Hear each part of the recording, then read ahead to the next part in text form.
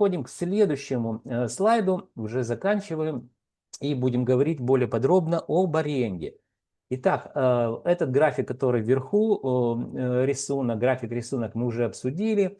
Видим, что за год недвижимость прошла достаточно интересный путь, и в итоге, в общем-то, видим, что повышение или снижение не присутствует, сравнивая июль 2026 года с июлем 2025 года.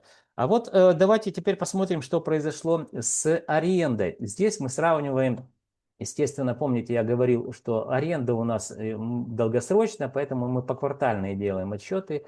Сравнивая июнь 2026 года с июнем 2025 года, подытоживающие данные, мы видим, что аренда, друзья, не падайте со стула, кто понимает, о чем я говорю, выросла на 7,12% в годовом измерении. То есть пассивный доход людей, которые сдают, для примера приведу вот простой пример, квартиру, допустим, однокомнатная квартира, предположим, стоит 10 тысяч. За 10 тысяч вы не купите, конечно, в Днепре, но так, чтобы вам было очень просто считать, как в детском садике, да, или в начальных классах.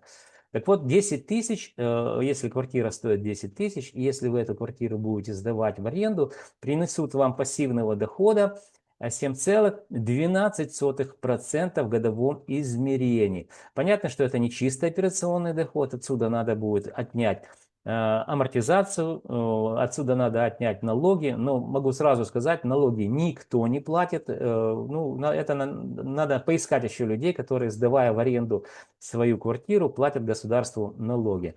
В итоге вы получите за минус затратной части порядка где-то 6%. Это тоже очень много. Если сравнить, если же вы 10 тысяч положите на депозит, 10 тысяч долларов, я имею в виду, в любой банк на территории Украины, вы получите 1% в год под такую процентную ставку. То есть это 100 долларов. Вот себе и сравнивайте. 10 тысяч долларов пользуется государство, вернее государство, а банк, это может быть и не только государственный, но и частный банк, ровно год, и вы получаете всего лишь 100 долларов. И при этом у вас риски просто запредельные.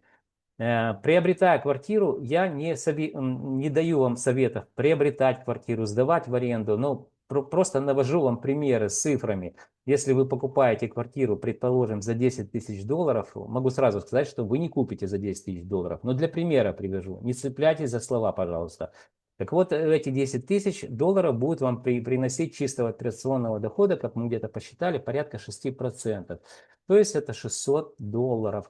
Вполне себе разница в 6 раз, да, вот и думайте сами, как в той песне, считайте сами, иметь или не иметь. Поэтому рынок аренды развивается, и это связано, как я обещал вам об этом рассказать. Мне об этом, кстати, пишут мои друзья с Днепра и со всех прифронтовых городах, где стоимость квадратного метра снижается, а аренда растет. То есть даже в городе Запорожье, по которому кабами стреляют, да, и там аренда растет. Это связано с тем, что город насыщен, друзья, людьми, которые работают на ВПК. Это не обязательно люди, которые всю жизнь жили в Днепре.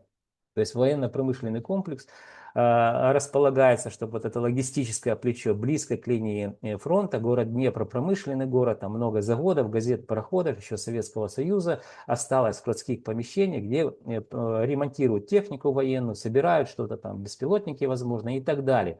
Это работают все люди, которые гражданские, которые снимают в аренду квартиры. Также офицерский состав, который достаточно много, так как прифронтовая линия, он не живет в казармах, он живет в съемных квартирах. То есть вот эти две категории потенциальных, так сказать, ну, потенциальных клиентов на аренду и понимают, в общем-то, такой ажиотаж на рынке аренды. То есть поэтому на 7,12% в городе Днепр выросла. Сразу могу сказать, что это самая большая аренда по динамике роста. Потом мы увидим город Харьков на втором месте. Ну и так далее. Город Одесса на третьем месте. И меньше всего растет в динамике аренда в городе Львове. Ну, почему это с чем связано, я уже вам объяснил. Итак, друзья, переходим к чему? Конечно же, переходим к прогнозам. Закрываю показ слайдов. В своих прогнозах, друзья, я использую метод многофакторного анализа и уже разбираюсь, что происходит с экономикой. Экономика также, друзья, характеризуется индексами, то есть макроэкономические показатели, которые характеризуют развитие внутреннего валового регионального продукта, это цифры и индексы. Так вот, друзья, если это в открытом доступе, кстати, если вы посмотрите на основные макроэкономические характеристики или показатели, вы увидите и сравнивая. Главное, надо сравнивать, чтобы понимать, много это или мало.